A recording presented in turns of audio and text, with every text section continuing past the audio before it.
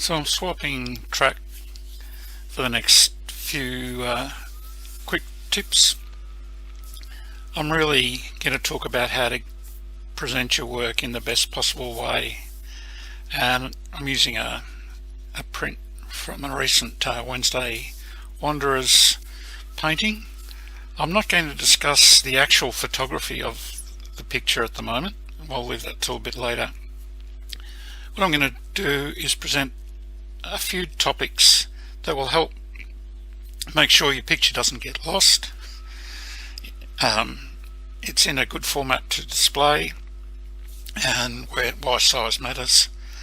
The first thing is really to do with what's widely known in photography as orphan photos.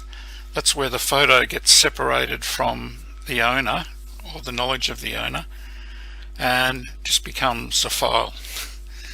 And that can happen very easily because of the way that cameras name the files. So typically when your camera takes a picture, it'll end up with something like this. There'll be a file name and then the extension. In this case it's JPEG, which is a fairly standard format. That helps the computer know how to interpret the file, because the file is actually just a whole lot of binary code.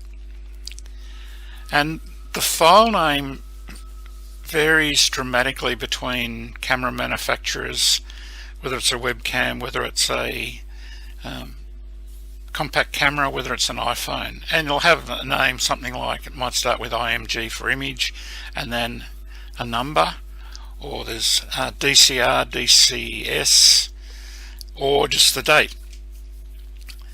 So the file names are typically pretty unintelligible.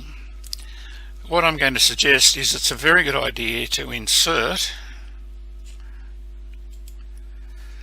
your name and title in front of that file name, and this will ensure that even when a picture is separated from the email that it was sent on, or whether you present it as on a disk or on a memory key, it doesn't get lost because the person receiving it can figure out where it's come from, and by the title which file matches which. Hopefully in your email you will also have the details of the file content as well. Okay, what I'll do now is I'll just load up that picture. This will do. And here I've got picture straight off the camera card.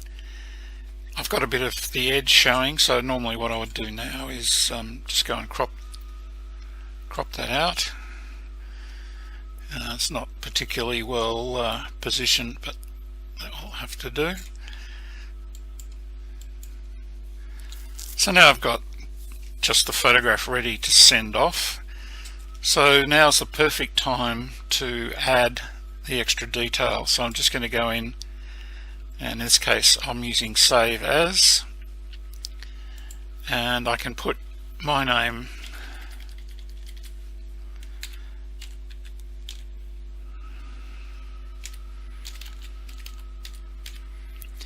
using the underscore, which is above the little dash, shift dash, and wildflower, and underscore again. You don't have to use an underscore, you can use the space, but some systems lose the space, so the whole name starts to become a bit hard to follow. And so that then gets saved. You can pick up the file and email it, and because it's got all the details in it, it'll never become an orphan. Okay, see ya.